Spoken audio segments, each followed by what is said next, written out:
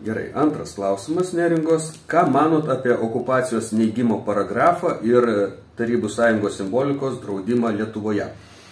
Nu, kadangi uždraudė ją kartu su vokiečiais, ar ne, su hitlerinės Vokietijos. Bet uždraudė šitaip, kad lyg tai, aš į policiją buvau parašęs prašymą.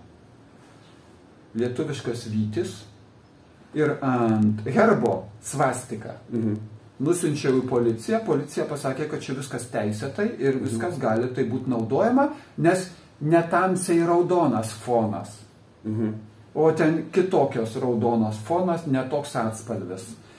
Tai yra politinis klausimas. Aš pirmas iki Hitlerio biustą, skulptūrą pamačiau Londone Toweryje. Tai galima sakyti, tada irgi Hitlerio biustai turi, Stalino biustai, pašto ženklai visi.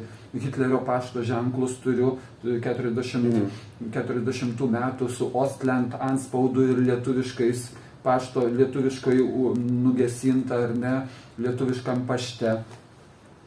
Aš manau, kad tai yra grynas politinis sprendimas, tai buvo istorinis faktas, nematau, dėl ko čia reiktų drausti. Bet propaguoti, čia yra kitas klausimas, propaguoti tai nereiktų, nes Tarybų Sąjunga, kaip pasakė vėl Rusijos prezidentas Putinas, kas nesigaili, kad Tarybų Sąjunga sužlugo, tie neturi širdies, o kas nori, kad jinai būtų atkurta, tie neturi proto.